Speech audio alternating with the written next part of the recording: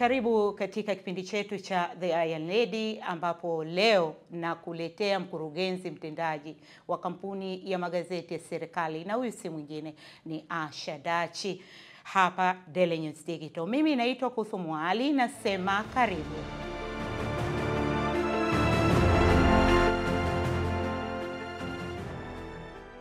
Asha Dachi yeye ni veteran journalist broadcaster. Ni mwandishi wa habari wa siku nyingi, lakini pia ni mtangazaji wa siku nyingi.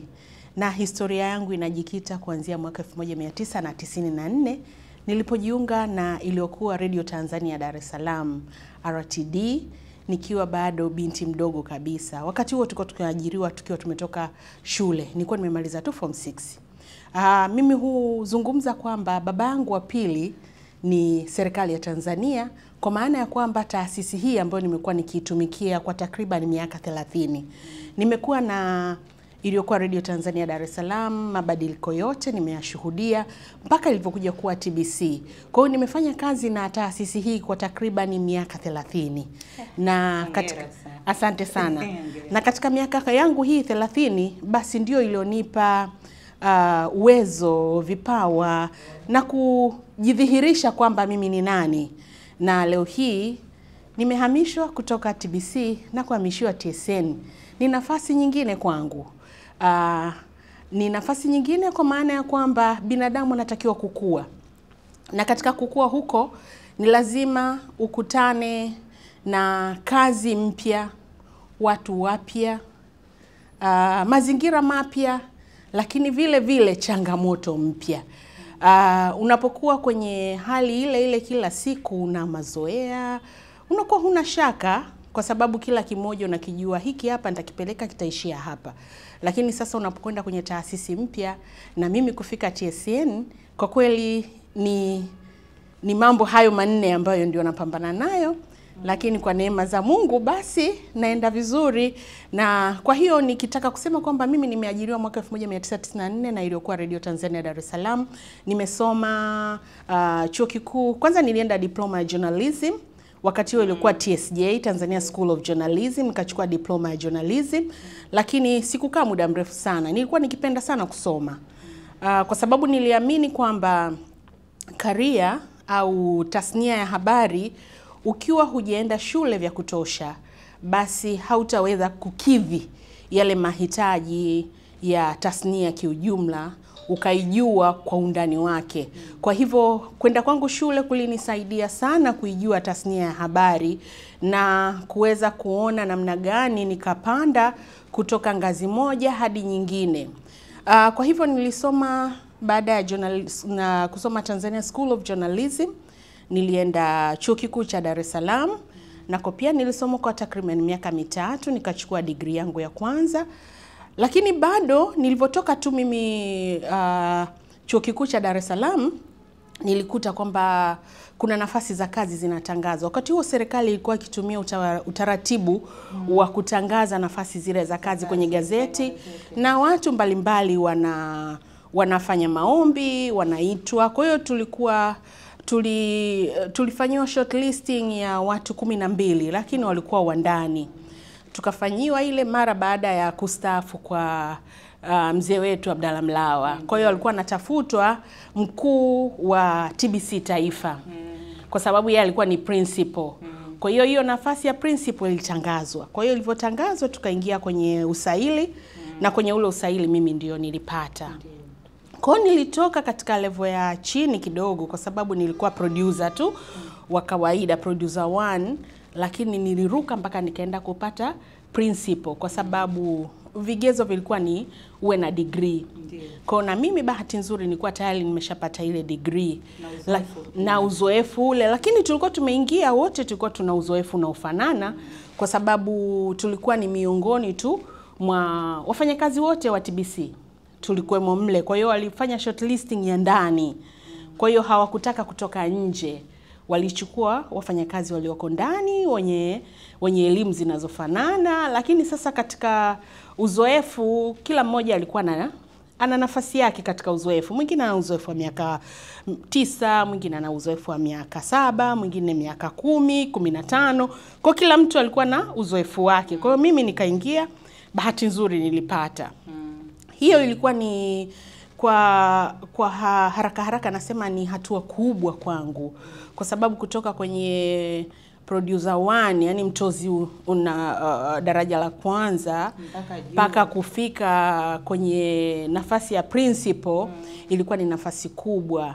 Lakini kumbuka kwamba tulioingia kwenye ule usaili tulikuwa wote tuna degree ya kwanza.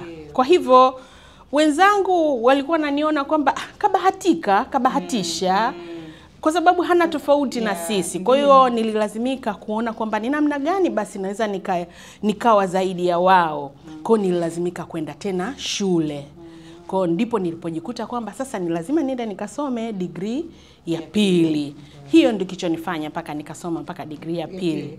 Kwa hiyo ndivyo hivyo, lakini kitu kimoja ambacho nilikuzwa na watangulizi wakubwa zangu ambao nimewahi kufanya nao kazi, watu sitawasahau, watu kama Mama Eda Sanga, marehemu Saradumba, lakini mimi nimefanya kazi na mama wengi, kina marehemu Mama Neli Kidela, lakini vile vile Deborah Mwenda. Kwa hiyo hao ni watu ambao tumefanya nao kazi, lakini tulikuwa wakati mwanzoni tunaanza kazi, walikuwa kina Mzee Angalieni Mpendu, kina Abdalla Mlawa, kina Haridi Ponera marehemu, kina Idrisa Sadala. Kwa hiyo wafanyakazi wale waliokuwa RTD walitukuza kwa namna ambayo tukajua kazi ni nini, lakini kazi inahitaji nini.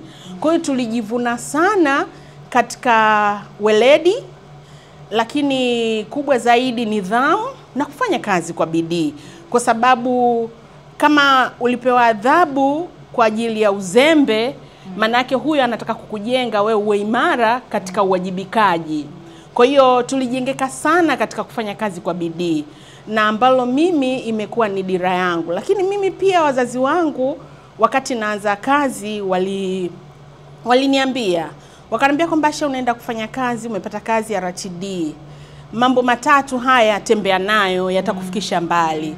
Kwa hiyo wao waliniambia kwamba ili niwe mzuri kwenye kazi yangu, ili niweze kutumikia vizuri tasnia ya habari, kwa hiyo waliniambia kwamba mambo matatu niwe na nidhamu, niwe na utii, lakini pia nifanye kazi kwa bidii sana.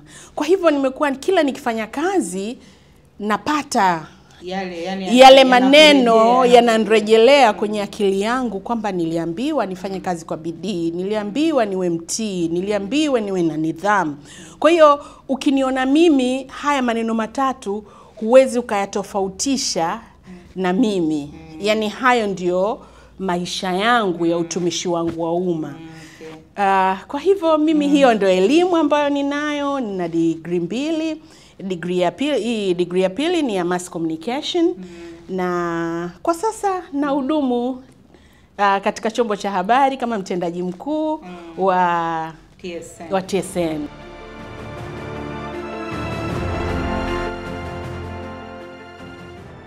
Okay, tunashukuru sana kupata kiongozi kama wewe. Na ilikuwaje labda ukajikuta tunaingia tu kwenye tasnia ya habari? Ni upendo? Ni wito? Nilikuwa na mtangulizi wangu ambaye ni mjomba wangu, ambaye yeye alikuwa mwanahabari. Kwa hivyo nilivyomaliza shule, kwa sababu nilikuwa pia nimesoma masomo ya arts, akanambia utapenda sana nini hasa unachokipenda. Wakati huo nilisema kwamba mimi napenda kuwa mtangazaji. Kwa hiyo akasema kama unataka kuwa mtangazaji lazima usomee. Kwa kama kusomea lazima usome uandishi wa habari. Kwa hapo ndio chimbuko la mimi kwamba nilipenda utangazaji, kwa nikalazimika kusoma uandishi wa habari. Okay. Na umeweza kupitia ngazi mbalimbali za uongozi katika idara mbalimbali tangu umeingia katika sekta hii ya habari. Labda kuna kitu gani ambacho unafikiri kwamba umejifunza sana kwa upande wako? Kubwa kabisa ambalo nimejifunza ni ustahimilivu. Ustahimilivu kwenye kazi. Kuna wakati mwingine hutokea changamoto ambazo pengine zikakufikisha moyo wako kaenda mbali sana. Kwa sababu tasnia ya habari, hasa ukiwa unafanya kazi serikalini, mshahara ni mdogo, maslahi ni duni, lakini ni lazima uone basi ipo siku mambo yanaweza yakabadilika. Na katika kufanya kazi na TBC, baadaye tumekuja tumeyaona mambo yamebadilika. Tulikuwa tukiishi kwa dhiki, lakini TBC sasa hivi viongozi wamekuwa wakitupia macho taasisi hiyo kubwa ambayo inahudumia taifa kwa kiwango kikubwa sana, na pengine tunaweza kusema kwamba kuliheshimisha taifa. Kwa hivyo maslahi yameboreka. Kwa hiyo sisi ambao tulitoka nyuma huko enzi za RTD tunaweza tukazungumza kwamba maslahi ya TBC yameboreshwa sana na serikali, na pengine nichukue fursa hii kuishukuru sana serikali kwa kuboresha maslahi ya TBC, kwa sababu kuweka mazingira bora ya kazi, maslahi kwa watumishi ni jambo kubwa sana, kwa sababu linatoa uwezo wa watumishi kujitoa kwa moyo wao wote bila kuwa na kikwazo chochote. Okay. Na kuna changamoto labda ambazo umepitia katika uongozi wako? Changamoto ni nyingi, na si katika uongozi. Ukisema changamoto kwenye uongozi peke yake, unakuwa bado hujabeba uhalisia, kwa sababu kama nilivyokuambia awali kwamba mimi nilianza kazi nikiwa bado binti. Kwa hiyo maana yake ni kwamba nimejenga familia, kuwa na watoto nikiwa kazini, na wakati huo nilikuwa ninasoma. Kwa hivyo changamoto ni kubwa. Kitu ambacho huwa nakumbuka sitasahau kwenye maisha yangu ni siku ambapo nilikuwa nikiwa chuo kikuu mwaka wa pili. Kabinti kangu kale mwaka wa kwanza mimi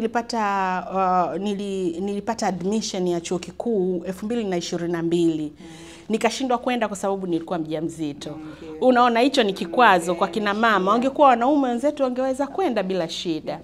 Lakini wanawake kwetu mimi nikaona kwamba niahirishe mpaka 2023 nikaenda. Kwa kale katoto kalikuwa bado kadogo. Kwa hiyo kuumwa hapa na pale, unawajua akiwa chini ya miaka 5 wana changamoto nyingi za maradhi ya hapa na pale. Kwa hivyo siku nimeamka, mtoto joto liko juu, homa iko juu, lakini najua chuo leo hii kuna mitihani inaanza. Kwa hiyo naanza kujiuliza, nibebe mtoto nipeleke hospitali au niende chuo nikafanye mtihani. Kwa hiyo wakati nikiwa najitafakari, machozi yalinitoka kwamba nimebeba majukumu mazito na yaona sasa yananilemea, kwamba umekuwa mzigo mzito sana kwangu. Kwa hiyo nikawa nimekaa sebleni. Kwa hiyo mimi huwa namwamini sana Mungu. Lile chozi langu lilivodondoka nikiujiangalia mimi ni mwanamke na mambo haya mawili yote nataka leo niyafanye kwa wakati mmoja. Nataka nimpeleke mtoto hospitali, lakini nataka niende nikafanye mtihani. Kwa hivyo ghafla nikisikia mlango unagongwa. Anafungua mamaangu almarhum, Mwenyezi Mungu amrehemu. Akaniuliza, mbona unalia wewe, nini asubuhi namna hii? Nikamwambia, mama, niko kwenye hali ambayo sijui nini nifanye. Niende shule nikafanye mitihani au nimchukue mtoto nimpeleke hospitali? Akanambia, kumbe ni hivyo tu ndo kinachokuliza hicho? Basi hilo limeisha. Wewe beba mfuko wako madaftari, nenda shule. Mtoto niachie mimi. Mwanangu, mimi si ndio niliokulea wewe mpaka umefika kimo hicho? Basi hata huyu mimi sitamshindwa leo hii kuhakikisha anapata matibabu na kufuatisha dawa zake. Ukirudi jioni utakuta mwanao yuko salama.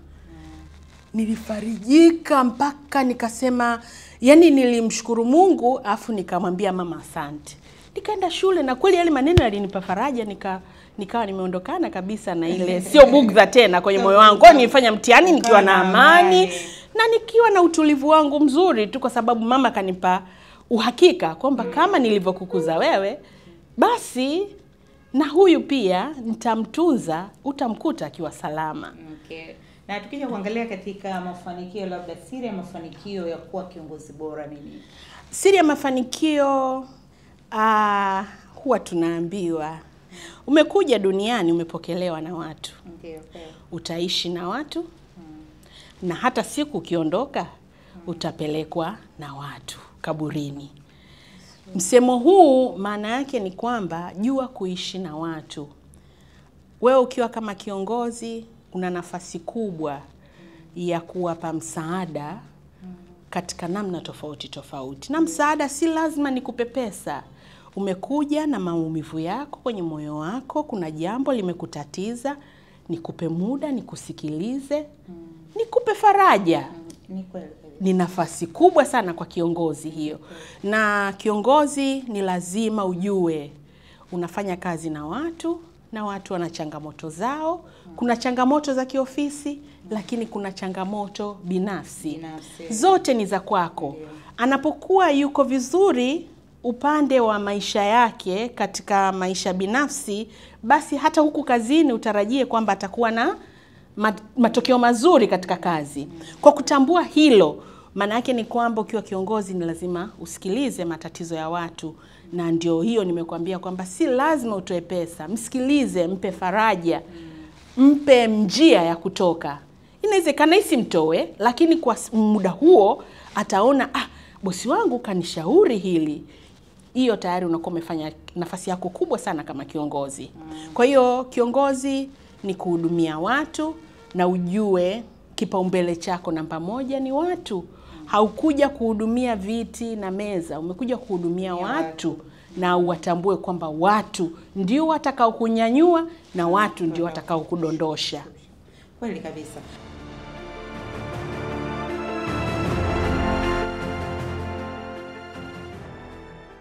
Na tukija kuangalia upande wako, siku ambayo umechaguliwa kuwa mkurugenzi mtendaji. Kwanza ulikuwa kaimu na sasa hivi mkurugenzi mtendaji wa TSN. Ulijisikia vipi na ulikuwa wapi? Kwanza nilikuwa niko nyumbani, tena ni jioni, ilikuwa kama kwenye saa moja hivi, nikaona tu simu yangu imekuwa na messages nyingi.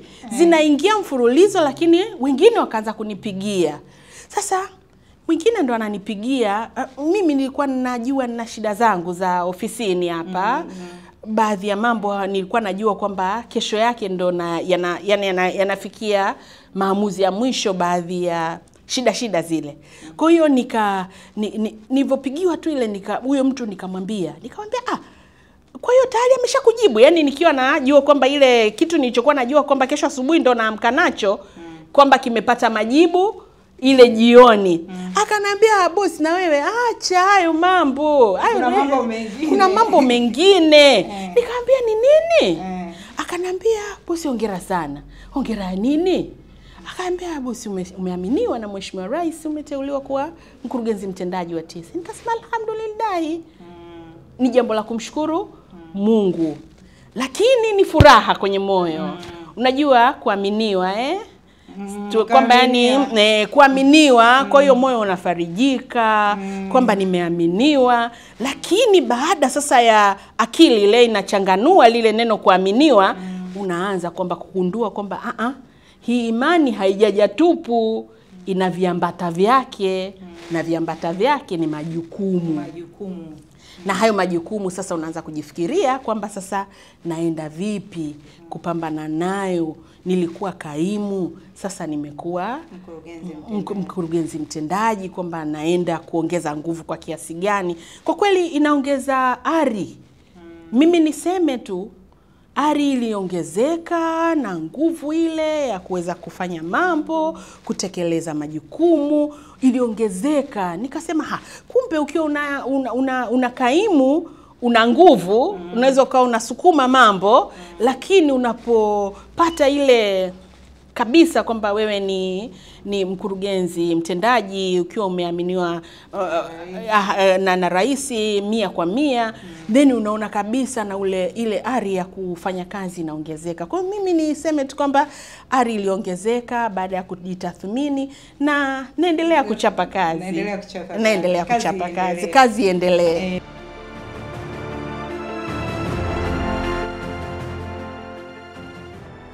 Na nini sasa matarajio yako? Mimi matarajio yangu kwa TSN kuijenga ikawa mpya kabisa. Matarajio yangu mimi nimeaminiwa. Imani huzaa imani. Mmenielewa Imani huzaa imani. Yeah. Kwa hiyo ukiaminiwa lazima na wewe ujiaminishe. Mimi niseme tu TSN.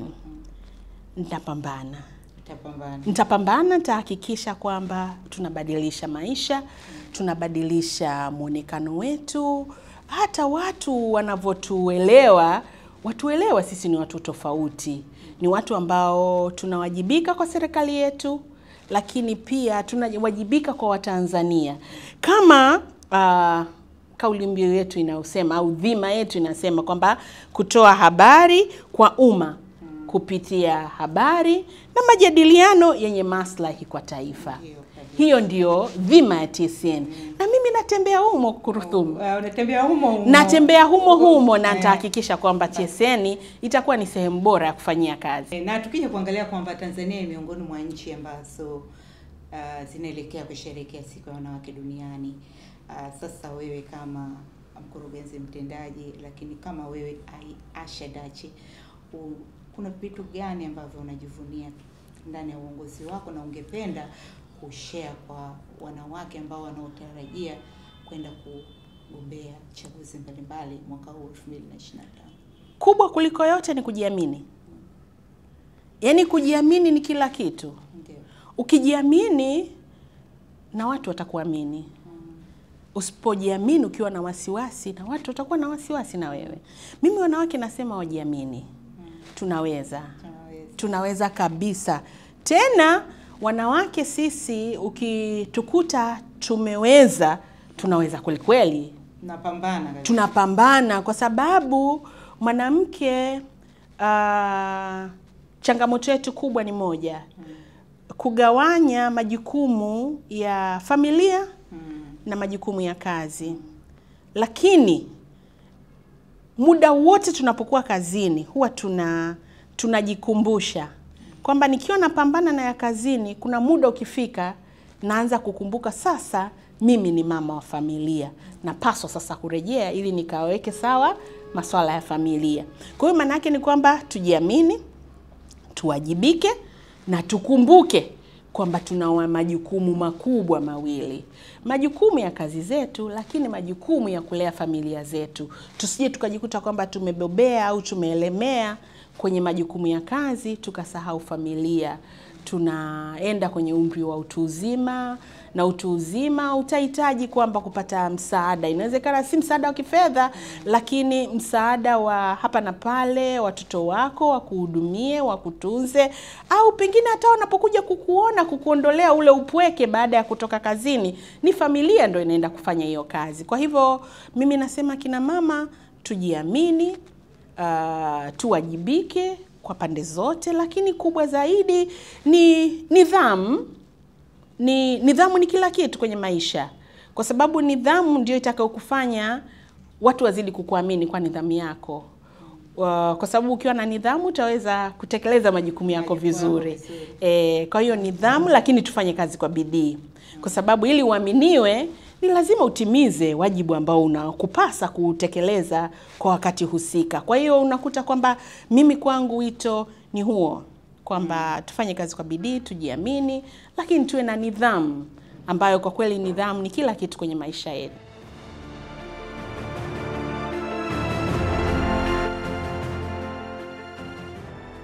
Tunashukuru sana. Naam, tumefika tamati ya kipindi chetu cha The Iron Lady, na kumbuka tu leo tulikuwa na mkurugenzi mtendaji wa TSN na huyu si mwingine ni Asha Dachi.